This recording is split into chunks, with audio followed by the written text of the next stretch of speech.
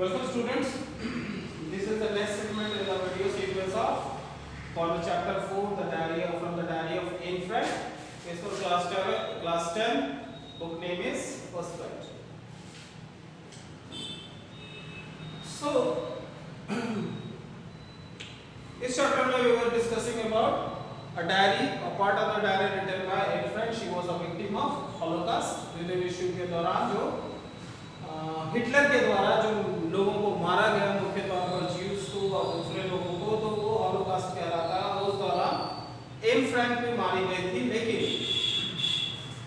उनके मृत्यु के पश्चात उनके द्वारा लिखा गया डायरी उनके पिता को मिला और उन्होंने इसे छपवाया और उसे एक बुक के तौर पर पब्लिश किया, जो one of the best selling books ever, सबसे ज्यादा तेजी से बिकने वाली किताब के रूप में हुआ। तो इसमें अभी तक में हमने देखा है कि वो किस तरह से वहाँ जर्मनी से नेदरलैंड्स आए और नेदरलैंड्स में जब कब्जा होने लगा तो वो लोग एक ऑफिस में छुप गए हैं। वहाँ पर बहुत सारे लोग हैं, लेकिन उनमें से किसी को वो अपने दोस्त के तौर पर नहीं देख पाती है और आखिरकार वो एक डायरी में अपनी भावनाओं को लिखती है और वो कुछ समय के बाद पकड़ी जाती है, वो मारी जाती है। लेकिन ये डायरी का एक एक्सट्रैक्ट यहाँ पर दिया हुआ है उसी डायरी का, उन्हीं के बुक का। तो जैसा कि हमने पहले पढ़ा था, उन्होंने उस डायरी को नाम दिया था, एक नाम था किटी। तो उसी को वो एड्रेस कर रही है। डेट यहाँ दिया है सैटरडे 20 जून 1942, 20 जून 1942, और वो लिखते हैं डेरेस किटी। और entire class is quaking in boots. ये अपने क्लास का एक अनुभव के बारे में बता रही है और वो कहती है कि our entire class is quaking in its boot. The reason, of course, is the forthcoming meeting in which the teacher decide who will move up to the next form and who will be kept back. पूरा का पूरा class जो है वो डर के मारे कांप रहा है, क्योंकि टीचर्स की आने वाली मीटिंग है। उस मीटिंग में ये फैसला किया जाएगा कि किन बच्चों को अगली कक्षा में भेजा जाएगा और किन को रोक लिया जाएगा। Half of the class is making bet. She and I laugh ourselves silly at the two boys behind us, Cian and Jax, who have stayed their entire holiday savings on them. पूरा आधा का मतलब class के आधे students जो हैं वो आपस में एक दूसरे पे बेट लगा रहे हैं। बेट किस चीज का लगा रहे हैं? बेट का मतलब हो गया पैसे लगा रहे हैं। किस चीज का? कि कौन पास होगा या कौन रुकेगा। तो वो अपनी दोस्त के बारे में बता रही है कि जीन एंड आर, हम लोग हंस रहे थे। हमारे पीछे तो बुद्धू बेवकूफ लड़के बैठे हुए थे, सीएन एंड जैक, जिन्होंने हॉलिडे के दौरान अपनी पूरी बचाई गई पैसे को उस बेट पर लगा दिया। From morning to night it's you are going to pass, I know I am not, yes you are, no I am not, even cheese, pleading glances and many almost can calm them down.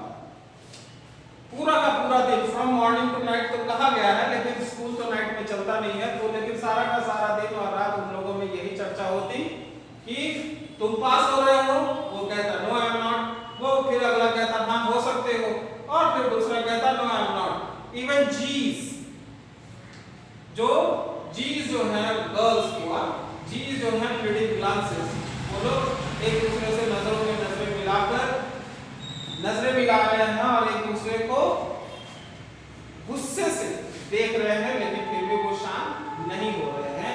If you ask me, there are so many dummies that about a quarter of the class will be killed. But teachers are the most unpredictable creatures on earth. वो कहती है कि हम में से ऐसे बुद्धू, dummy, यहाँ पर बेवकूफों को कहा गया है। होता है कि हम लोग क्लास में इतने डमी हैं कि क्लास का 1/4 को रोका जा सकता है, लेकिन टीचर्स के बारे में क्या कहा जाए, वो लोग ऐसे जीव हैं जिन पर कोई भरोसा नहीं किया जा सकता है। Unpredictable creatures. I am not so worried about my girlfriends and my self, we will make it the only subject I am not sure about its math. Anyway all we can do is wait until then we keep telling each other not to lose heart. मैं अपने या अपने कोई किसी भी जो girlfriend यानी लड़की जो सहेलियां हैं उनके बारे में मुझे कोई भी शंका नहीं है। हमें पता है कि हम पास हो जाएंगे। जो इकलौता सब्जेक्ट में मुझे डर है वो है मैथ, लेकिन हम कर भी क्या सकते हैं इंतजार करने के अलावा। तब तक हम केवल एक दूसरे को तसल्ली दे रहे हैं कि दिन में बैठा, I get along pretty well with all my teachers. There are 9 of them, 7 men and 2 women. Mr. Keesing, the old foggy, who teaches maths, was annoyed with me for ages because I talk so much. यहाँ पर वो अपने math teacher के साथ एक incident को describe करेंगी जिसमें वो काफी नाराज रहते हैं इससे।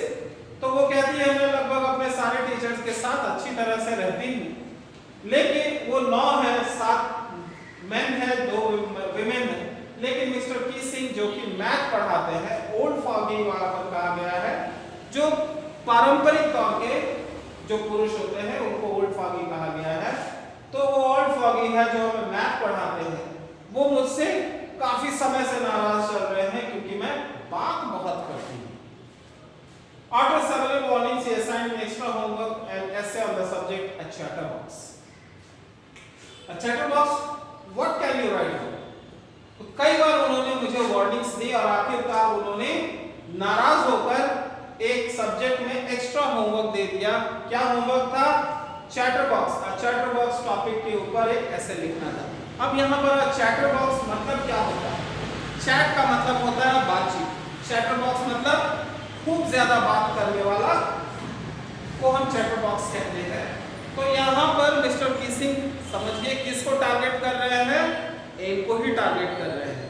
एम को ही वो चिढ़ाने के लिए या वो नाराज होकर आखिरकार उसको कहते हैं अपने ऊपर ही, क्योंकि वो उसे ज्यादा बात करने वाला मानते थे, तो वो एक चैटर बॉक्स टॉपिक दे देते हैं और कहते हैं एक ऐसे लिखने के लिए। वो वही सोचिए चैटर बॉक्स, इस पर आप क्या लिख सकते हैं? I worry about that letter. I decided to jot down the title in my notebook, tucked it in my bag and tried to keep quiet. मैंने सोचा कि इस पे मैं चिंता बाद में करूंगी। उसके बाद मैंने टॉपिक को अपने नोटबुक में लिखा, बैग में रखा और शांत रहने का प्रयास करने लगा। That evening, after I finished the rest of my homework, the note about the essay caught my eye. I began thinking about the subject while chewing the tip of my fountain pen. उस शाम को मेरा सारा homework पूरा हो जाने के बाद वो जो ऐसे का टाइटल मैंने लिखा था वो मेरी नजर में पड़ा। मैंने अब उसके बारे में सोचना शुरू किया और उस दौरान मैं अपना फाउंटेन पेन मुंह में चबा रही थी। Anyone could ramble on and leave big spaces between the words, but the trick was to come up with convincing arguments to prove the necessity of talking. कोई भी ऐसे लिखने के दौरान के सामान्य तौर पर क्या करता है? बड़े-बड़े जगह छोड़ देता है शब्दों के बीच में ताकि ऐसे लंबा हो जाए, लेकिन उनका क्या कहना था कि मैं ऐसे तथ्य पेश करूं जिससे कि ये तय हो सके कि बातचीत करना ज्यादा महत्वपूर्ण होता है। I thought and suddenly I had an idea. मैंने सोचा और अचानक से मेरे दिमाग में एक आइडिया आया। I wrote the 3 pages Mr. Keesing assigned me and was satisfied. मैंने 3 पन्ने लिखे और उससे मुझे तसल्ली हुई। I argued that talking is a student's spirit and that would do my best to keep it under control. मैंने उसमें तथ्य दिया कि बात करना किसी भी स्टूडेंट का एक महत्वपूर्ण पहलू होता है और मैं बहुत प्रयास करती हूँ कि इसे अपने नियंत्रण में रख सकूं। But that I would never be able to cure myself of the habit since my mother talked as much as I did, if not more, and that there not much you can do about inherited traits. तो यहाँ पर वो क्या समझाने का प्रयास कर रही है कि वो कहती है कि बातचीत करना जो है वो बहुत ज्यादा महत्वपूर्ण है स्टूडेंट्स के लिए, लेकिन मैं प्रयास करती हूँ कि इसे अपने कंट्रोल में रख सकूं, लेकिन मैं कभी इस पर लगाम नहीं लगा सकती हूँ क्योंकि मेरी माँ भी उतना ही बात करती है जितना कि मैं, और अगर कोई गुण आपको आपके वंश से, पिछली पीढ़ी से प्राप्त हुआ है तो आप इसको कुछ नहीं कर सकते उसके साथ। यानी वो इसमें अब दोषी अपनी माँ को ठहरा रही है कि क्योंकि मेरी माँ भी बहुत ज्यादा बात करती है इसलिए मैं भी बहुत ज्यादा बात करती हूँ क्योंकि ये मेरे वंश में। Mr. Keesing had a good laugh at my argument, but when I proceeded to talk my way through the next lesson, he assigned me a second essay. This time it was supposed to be an incorrigible chatterbox. जब mister कीसिंग ने मेरे तथ्यों को पढ़ा तो वो खूब हंसे, लेकिन जब मैंने सोचा कि वो हंस रहे हैं तो चीजें नॉर्मल हो गई है, तो मैंने फिर से बात करना शुरू किया। लेकिन अब इस बार जब मैंने फिर से बात करना शुरू किया तो उन्होंने मुझे एक सेकंड ऐसे एक और ऐसे दे दिया, लेकिन इस बार का टॉपिक क्या था? एन इनकरेजिबल चैटर बॉक्स, यानी एक ऐसा चैटर बॉक्स जिसे सुधारा नहीं जा सकता। इनकरेजिबल मतलब जिसको ठीक नहीं किया जा सकता। तो टॉपिक था एक ऐसा चैटर बॉक्स जिसे ठीक नहीं किया जा सकता। I handed it in and Mr. Casey had nothing to complain about for 2 whole lessons. However, during the 3rd lesson, he would finally enough in front as punishment for talking in class, write an essay entitled "Quack Quack Quack," said Mr. Chatterbox. तो मैंने दूसरा topic के ऊपर भी लिखकर उनको दे दिया। इस बार वो 2 लेसन तक उन्होंने कुछ नहीं किया। आखिरकार वो नाराज होकर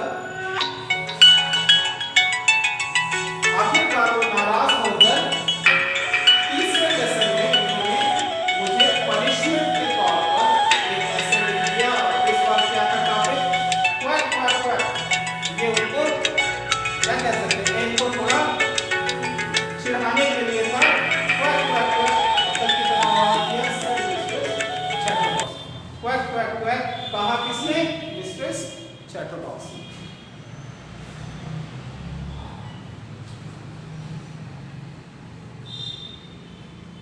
इसके बाद का सेक्शन में है द क्लास रोड। वो क्लास जो है खुशी के मारे इस बार पूरा हंस पड़ा जोरों से।